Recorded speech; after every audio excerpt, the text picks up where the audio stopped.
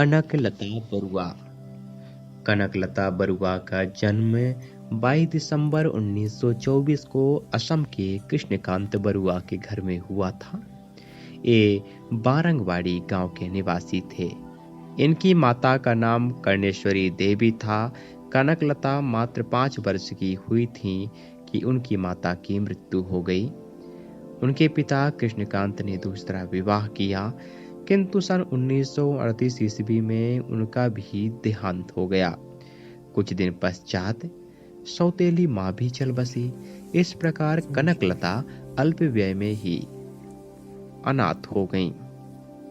कनकलता के पालन पोषण का दायित्व उसकी नानी को संभालना पड़ा। वह नानी के साथ घर गृहस्थी के कार्यों में हाथ बटाती और मन लगाकर पढ़ाई भी करती थीं। इतने विषम पारिवारिक परिस्थितियों के बावजूद कनकलता का झुकाव राष्ट्रीय स्वाधीनता आंदोलन की ओर होता गया। राष्ट्र भक्ति की भावना। जब मई 1931 ईस्वी में गमेरी गांव में रैयत सभा आयोजित की गई, उस समय कनकलता केवल 7 वर्ष की थी। फिर भी सभा में अपने मामा देवेंद्रनाथ और यदुराम बोस के साथ उसने भी भाग लिया। उक्त सभा के आयोजन का प्रबंध विद्यार्थियों ने किया था। सभा के अध्यक्ष प्रसिद्ध नेता ज्योति प्रसाद अग्रवाल थे।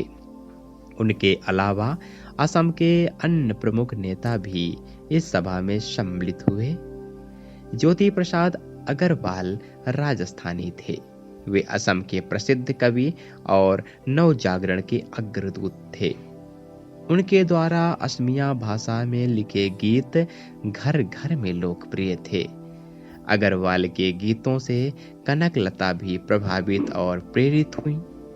इन गीतों के माध्यम से कनकलता के बाल मन पर राष्ट्रभक्ति का बीज अंकुरित हुआ।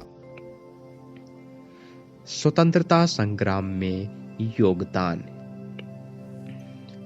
सन 1931 के रैयत अधिवेशन में भाग लेने वालों को राष्ट्रद्रोह के आरोप में बंदी बना लिया गया।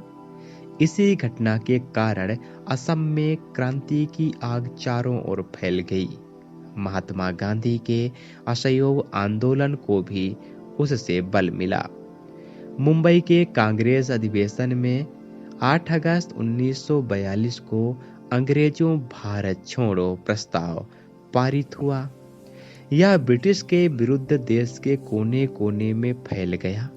असम के शीर्ष नेता मुंबई से लौटते ही पकड़कर जेल में डाल दिए गए। गोपीनाथ बरदैल, सिद्धनाथ शर्मा, मौलाना तैयबुल्ला, विष्णुराम मेघी आदि को जेल में बंद कर दिए जाने पर मोहिकांत दास, गहनचंद्र गोस्वामी, महेश्वर बरा तथा अन्य लोगों ने आंदोलन की बागडोर संभाली। अंत में ज्योति प्रसाद अग्रवाल को नेतृत्व संभालना पड़ा। उनके नेतृत्व में गुप्त सभा की गई। फलता आंदोलन को नई दिशा मिली। पुलिस के अत्याचार बढ़ गए और स्वतंत्रता सेनानियों से जेलें भर गईं। कई लोगों को पुलिस की गोली का शिकार बनना पड़ा। शासन के दमन चक्र के साथ आंदोलन भी बढ़ता गया। थाने पर तिरंगा फहराने का निर्णय। एक गुप्त सभा में 20 सितंबर 1942 ईस्वी को तेजपुर की कचहरी पर तिरंगा झंडा फहराने का निर्णय लिया गया। उस समय तक कनकलता विवाह के योग्य हो चुकी थी। उनके अभिभावक उनका विवाह करने को उत्सुक थे, किंतु वह अपने विवाह की अपेक्षा भारत की आजादी को अधिक महत्वपूर्ण मान चुकी थीं। भारत की आजादी के लिए वह कुछ भी करने को तत्पर थीं। 20 सितंबर 1942 के दिन तेजपुर से 82 मील दूर गहपुर थाने पर तिरंगा फहराया जाना था। सुबह सुबह घर का काम समाप्त करने के बाद वह अपने गंतव्य की ओर चल पड़ी।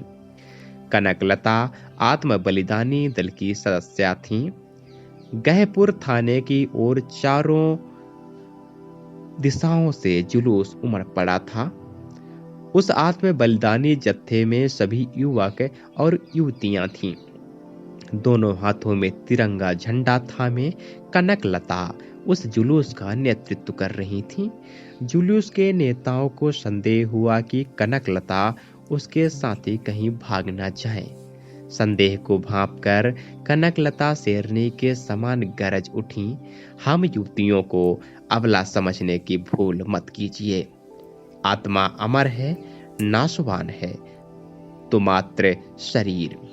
अतः हम किसी से क्यों डरें? करेंगे या मरेंगे, स्वतंत्रता हमारा जन्मसिद्ध अधिकार है। जैसे नारे से आकाश को गुंजाती हुई थाने की ओर बढ़ चली।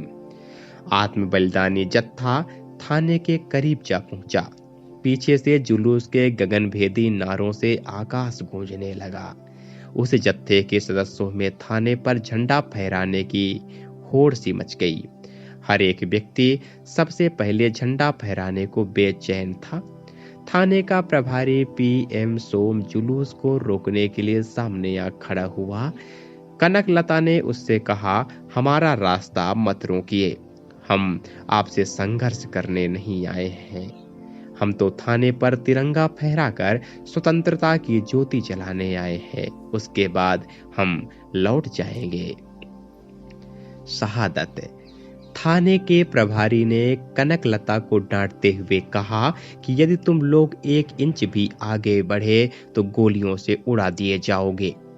इसके बावजूद भी कनकलता आगे बढ़ी और कहा, हमारी स्वतंत्रता की ज्योति बुझ नहीं सकती।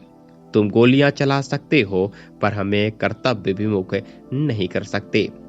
इतना कहकर वह ज्यों ही आगे बढ़ी, पुलिस ने जुलूस पर गोलियों की बौछार कर दी। पहली गोली कनकलता ने अपनी छाती पर झेली। गोली बोगी कछारी नामक सिपाही ने चलाई थी। दूसरी गोली मुकुंद काकोती को लगी, जिससे उसकी तत्काल मृत्यु हो गई। इन दोनों के मृत्यु के बाद भी गोलियां चलती रहीं। परिणामतः हेमकांत बरुआ, खरगेश्वर बरुआ, सुनेश्वर राज खोवा और भोला परदलय गंभीर रूप से घायल हो गए।